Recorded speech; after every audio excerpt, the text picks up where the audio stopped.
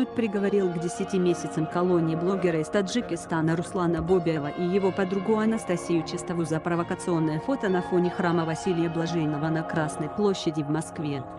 29 сентября Бобиев выложил снимок, где Чистова в куртке с надписью «Полиция» стоит на коленях перед Бобиевым, а тот держит ее за волосы. Блогер написал: «Трудовой кодекс, не уголовный, можно и нарушить».